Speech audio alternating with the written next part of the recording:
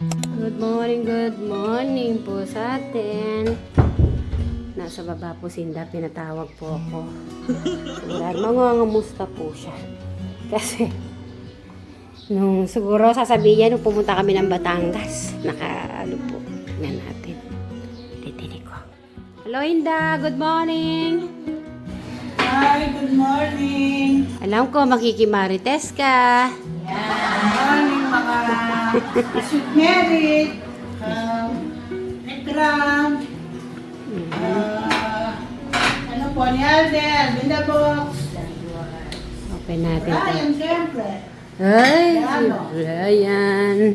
Okay. Kakain po tayo. Wow, sarap naman yung ulam. Ah, may dala yata kayong ulam. May binigyan ako ng nadaanan ako. Nang, ano yan? Swam. Ah, Swam mais. Lagay mo sa siya rin. Madami. ay, masarap. Ay, paborito ni Eric yan.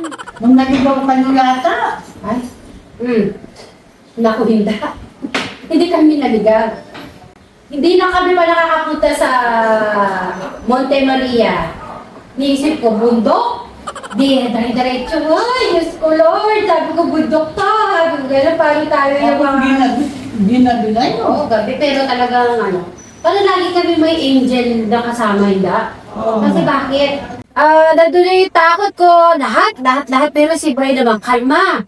Iisip ko noon siya yung mag-worried.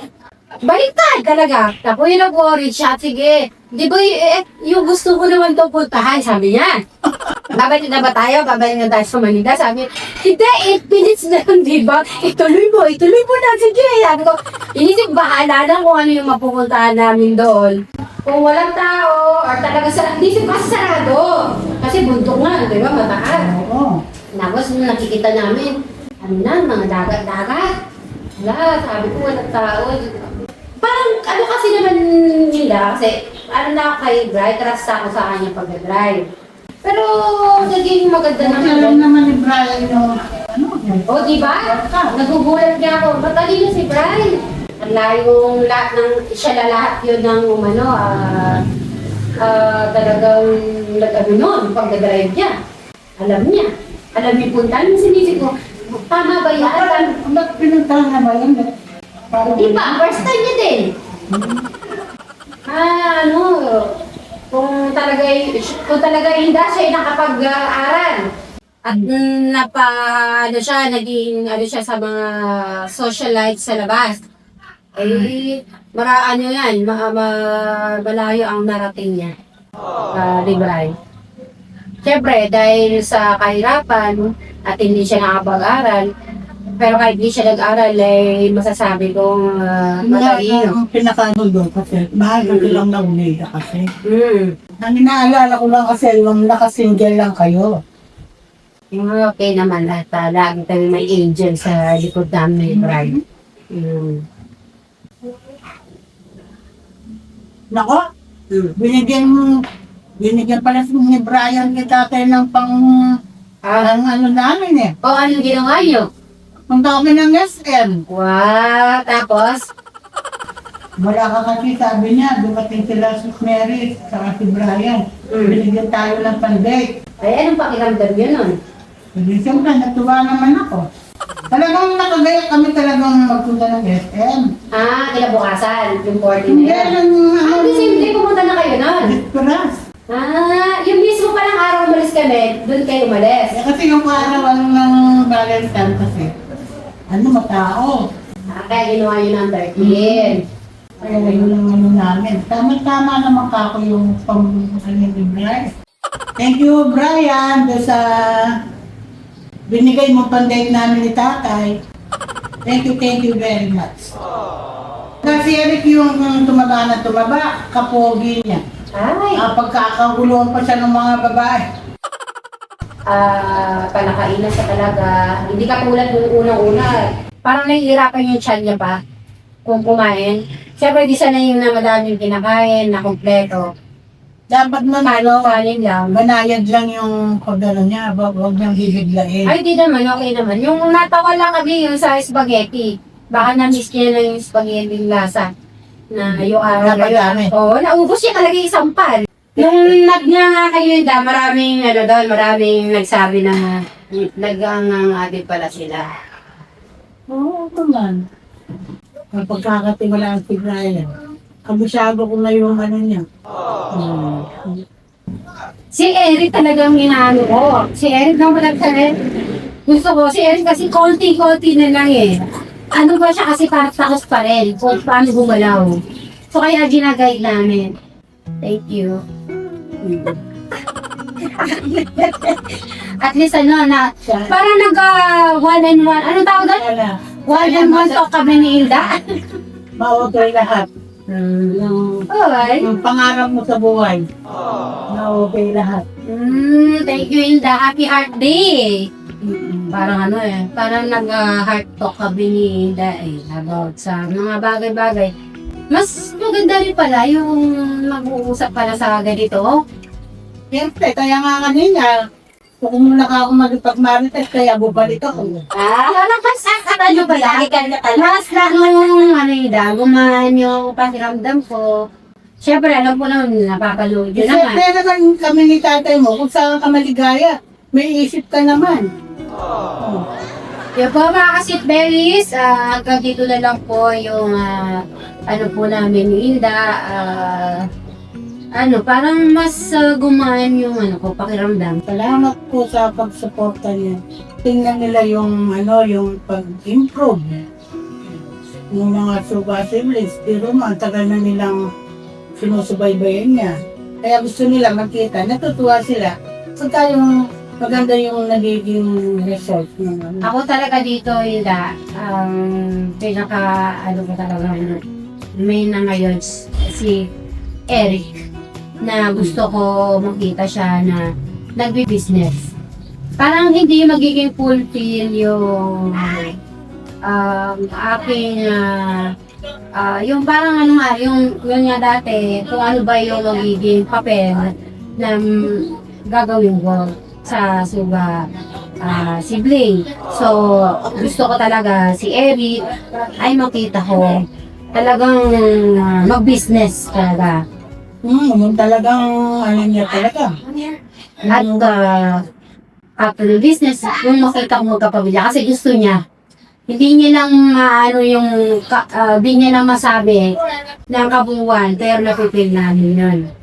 Kasi syempre, nakikita niya kay Kuya Brian niya, kami, nakikita niya kami So, Magsikap din siya. kasi nakikita kami niya, kaya minsan di ba nakakapagsalita siya ng Di ba tinanong ko nga siya?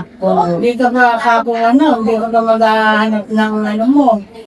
darating. Kahit makahabol ka ng kahit isang anak lang, sabi ko. Hindi pa daw ngayon.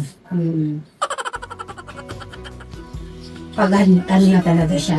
Ako talaga yun. Ang unang-unang gusto ko yung yung makapag-business siya. Na nakikita ko na kaya niya nang tumayo sa kanyang paa. Oo. Talaga yun ang magandang mangyari. Yung matutunan siyang tumayo sa sarili niya pa. May pangarap na siya sa buhay niya. Ganun. Napakasaya lang pagka yung nakita na natin yung talagang pag-improve ni Eric. Tiyaga. Matyaga ka naman dyan. O sige, magbabay na tayo. Maraming salamat po. Bye! Usap po niyo.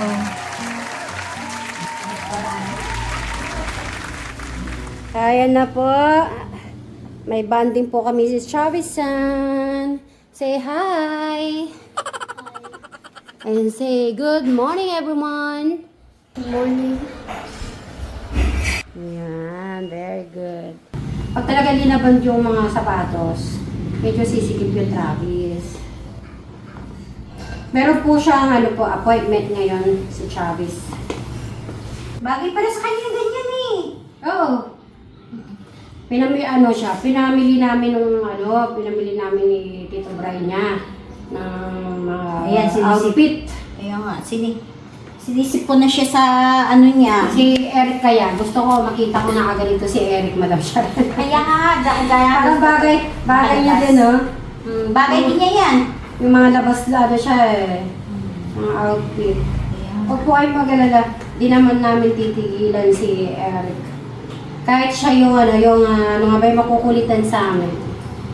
Ay, pagkalat sila, check pa rin natin yung pinaka-ano. Yan. Yan. Ayun o, malaking TV, Travis o. Big TV. Nakakit muna po kami.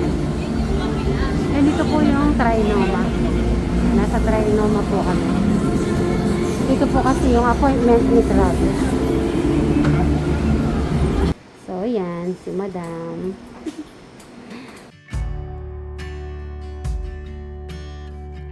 Siyempre, hinahanap ka ni Madam. Sabi ko, shout out lang. Ito po si Travis. Put your chin here.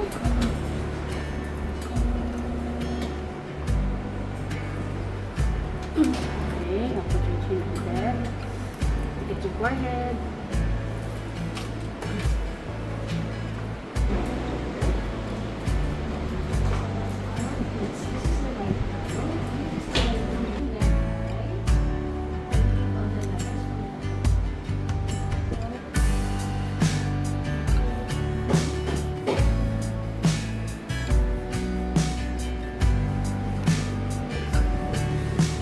Yes, hello. Magandang tanghali.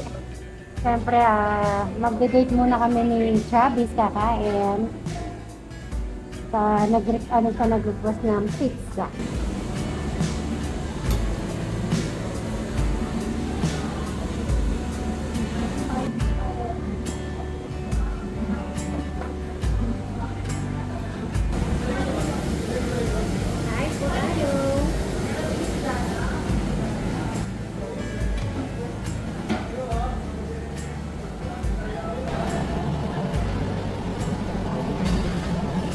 Kaya pala, paano siya ginagawa ng white, Chicago white.